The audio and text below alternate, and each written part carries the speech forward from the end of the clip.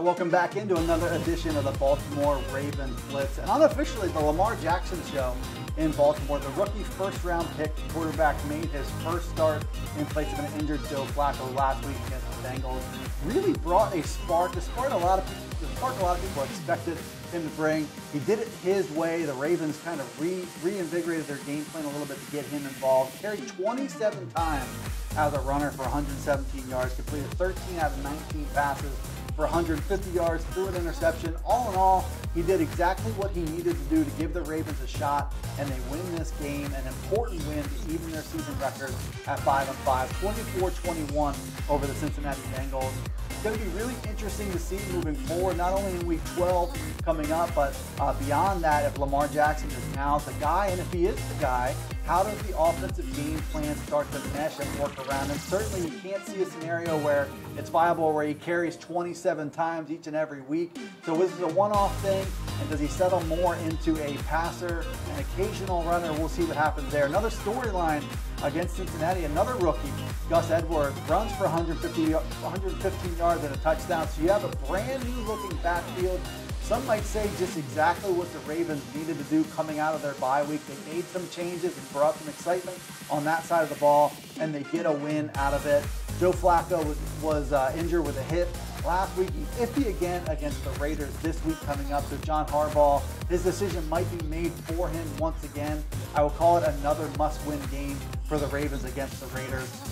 Beating Cincinnati was a must-win game, I think, as well. A significant win coming out of a bye. They went into that bye with a 3-game losing streak.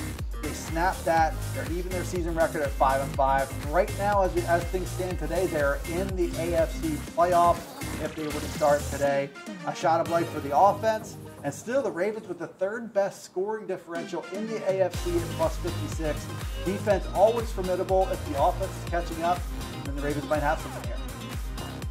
Looking ahead to the Oakland Raiders, a 2-8 team, a team that is really rebuilding on the fly. They've sold off a lot of pieces, so you could bring that team to your home stadium, a 2-8 team when you're 5-5. I think it's safe to call this one a must-win game.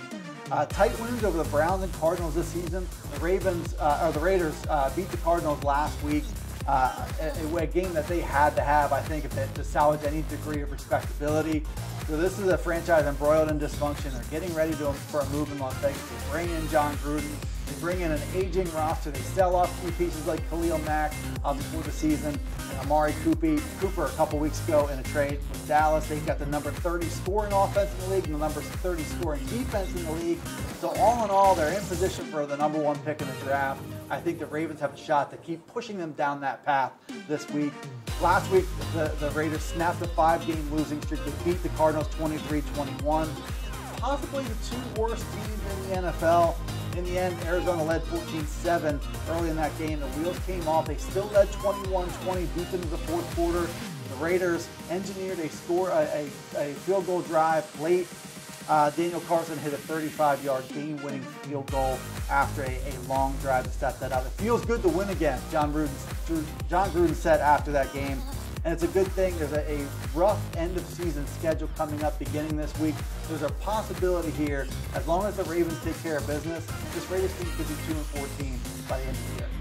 All right, matchups and storylines to watch. Certainly on the Ravens side, Lamar Jackson, if he starts, if the scheme changes a little bit and takes the ball out of his hands, I think everybody can agree long-term you don't want your quarterback, a potential franchise quarterback, exposing himself to that much danger. 27 carries, a little too much to do week to week. Turnovers, I think the only thing that the Ravens can do to lose this game is to lose the turnover battle and sloppy play on either side of the ball, but offensively, as long as Lamar Jackson or Joe Flacco were to start, if they take care of the football, they win this game. Defensively, the Raiders, the cupboard is pretty bare for them. They're down Marshawn Lynch. They traded away Amari Cooper. Not a lot of key pieces left. The offensive line has not been performing at a high level. If this is a traditional Ravens defensive dominant showing, then there's a possibility not only to win this game, but maybe flirt with a shutout. And I think that one of those things is going to happen. I think the Ravens win, and I think that they really get their bearings defensively and shut down the Ravens offense.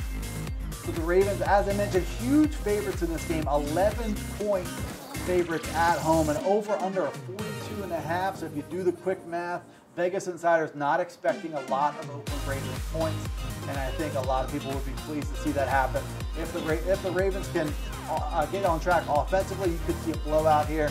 Aaron Kasinitz joins us now to give us his key matchup in this game and a prediction. The Baltimore Ravens are preparing to play the Oakland Raiders, and the expectation is that Lamar Jackson will likely be the quarterback once again. Jackson made his first career start last week against the Bengals. Joe Flacco, a veteran starter, was not out of practice on Wednesday. The team has not ruled him out, but Coach John Harbaugh said it would be tough for Joe Flacco to play.